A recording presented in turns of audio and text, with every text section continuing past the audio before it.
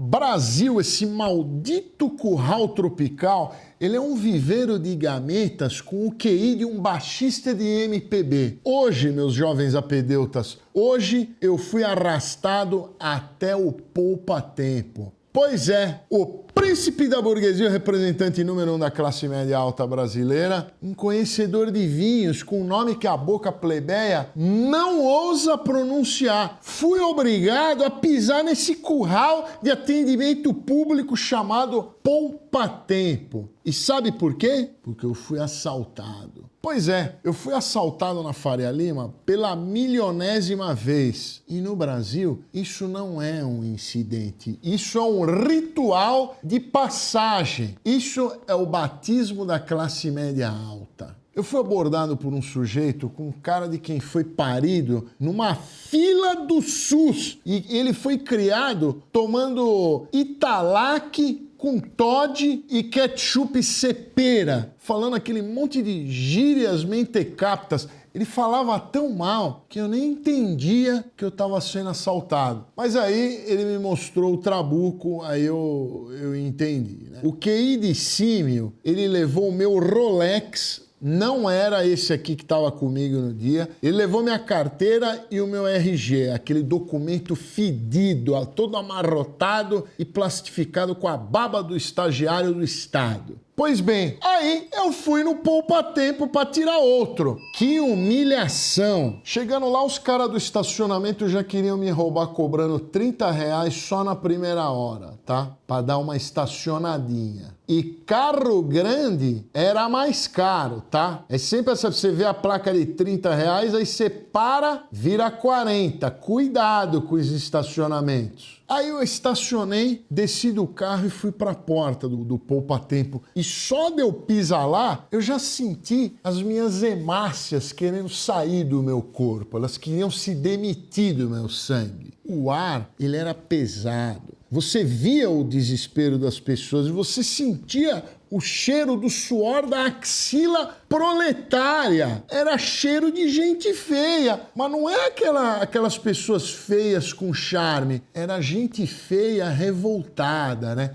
Feio com ressentimento. Feio como somente a miséria poderia moldar. Era uma feiura de grana. Cada rosto parecia que fora esculpido por um açougueiro míope usando uma colher. E aí eu sentei num banco coletivo, né? O banco, ele era duro, ele fazia o meu cóccix ficar doendo. Era um banco horroroso, não era uma cadeira estofada igual essa daqui. Aí no meu lado tinha uma senhora com um chinelo bege, né?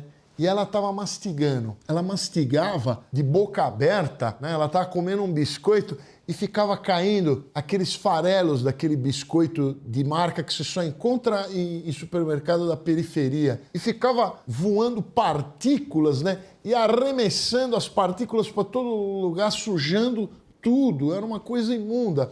Eu acho que aquela mulher tinha diabetes mellitus, tá? Só que ela não estava nem aí. Ela não queria tratar a diabetes. Aí do outro lado tinha um adolescente com um bonezinho virado para trás, né? Ele tava ouvindo, obviamente, ele tava ouvindo funk, mas era num volume que era capaz de eutanasiar um cachorro com sinomose em estado terminal. Era melhor usar aquela música do que aplicar uma injeção de tiopental. E no balcão estavam lá elas, as atendentes. As atendentes, elas eram verdadeiras madrinhas da preguiça funcional do Estado. Todas com aquele olhar de quem odeia a vida, né? De que odeia o sol e de que odiava principalmente a mim. Elas estavam usando um crachá como se fosse um distintivo da máfia, né? E elas falam baixinho de propósito para não ser compreendidas. E você fica lá falando o quê? O quê? O quê? Elas não querem ser compreendidas. Elas falavam baixo o suficiente para você não entender e alto o suficiente para parecerem arrogantes. E o tom? O tom era sempre o mesmo. Você vai ter que aguardar, senhor, disse uma delas. como se eu tivesse escolhido estar ali, como se eu estivesse adorando olhar para a cara dela e eu não estava gostando. Elas falam contigo como se estivesse fazendo um favor pessoal, uma caridade de ONG.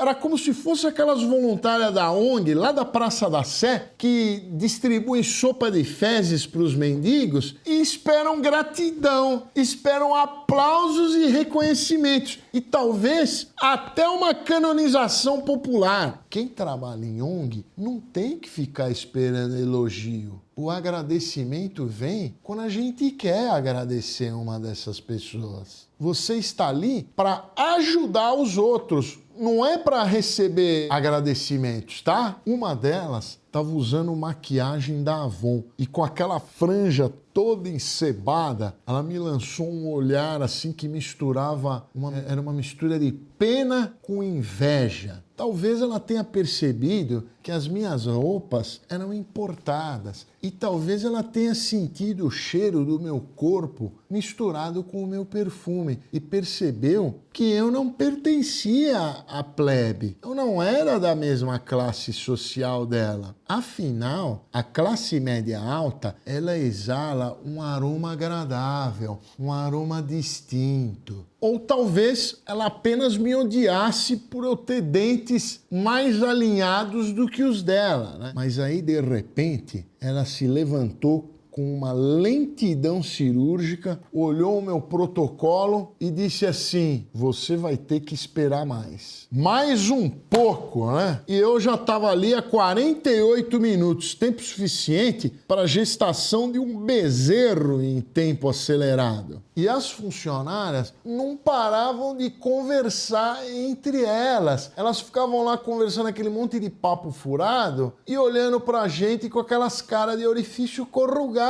Ou seja, elas conversavam muito e trabalhavam muito pouco, enquanto a fila ia aumentando, e até o bairro vizinho, e até a Avenida João Dias, né? Elas falavam de BBB, falavam de novela da Globo, falava do namorado que sumiu, era só conversa de gentalha. Aí uma delas chegou até a me corrigir e disse assim: o senhor precisa falar com a moça da mesa 7 primeiro. Moça da mesa 7? Por que eu tinha que falar com a moça da mesa 7? Existe uma lógica nesse manicômio? Existe hierarquia? Existe algum protocolo? Ou é só sadismo aleatório? Eu já tinha pego a senha e seria atendido. Aí essas atendentes do Poupa Tempo, elas simplesmente não querem trabalhar e fica te jogando numa fila, numa outra mesa, para um outro lugar, e você não resolve nunca. E eu ali, cercado de seres de estatura mental baixa, eles estavam usando vestimentas que pareciam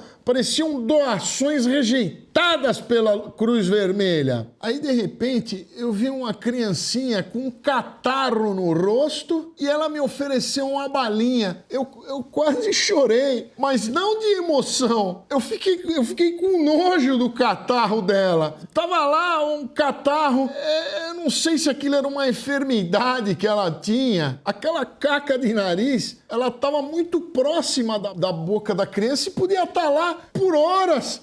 Isso indicava que ela sentiu o sabor daquela secreção. Era uma criança muito asquerosa. Aí eu olhei para trás e vi um velho atrás de mim que ele tinha cheiro de esferas de naftalina. E eu senti aquele aroma. E todo mundo ali parecia que tinha aceitado aquele destino como se fosse uma coisa normal, como se viver esperando fosse a vida real. Aquelas pessoas, elas estavam acostumadas e treinadas a esperar e aguardar. Elas tinham uma coisa que eu não tinha, elas tinham tempo. Aquelas pessoas, elas tinham tempo. E o meu tempo, ele vale muito. Aí eu fiquei me perguntando, onde está a revolta? Onde está o senso de dignidade daquelas pessoas? Como é que você, meus jovens apedeutas do chinelo frouxo, Como é que vocês aceitam isso como realidade? Sabe qual é o problema do Brasil? Não é a corrupção, não é o crime, não é a inflação, é o conformismo encebado da massa. A plebe, ela aceita sofrer. A plebe, ela aceita serviços ruins. E essa gentinha que acha que poupa-tempo é bom? Porque a fila anda. Ai, no poupa-tempo tem ar-condicionado. Ai, porque tem senha digital. A plebe, ela fica se achando porque preencheu um cadastro e tem senha digital. Ah, vá pra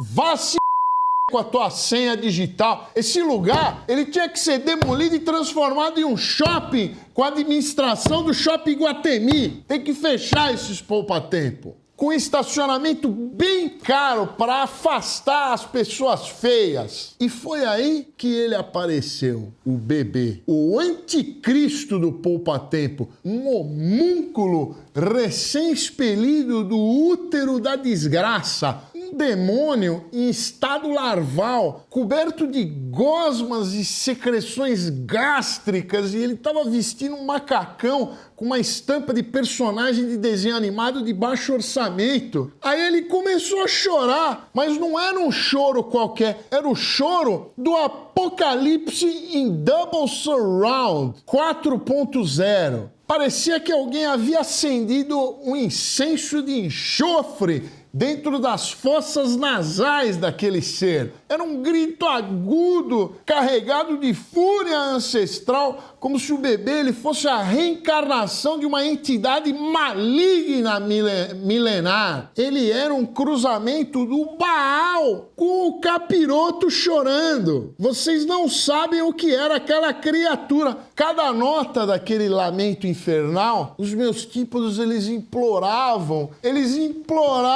por misericórdia. E o pior, ninguém se incomodava, ninguém reclamava. Parecia tudo normal, aquela criatura gritando. Todos ali já haviam se rendido ao pacto com o caos. Mas eu, o príncipe da burguesia, não.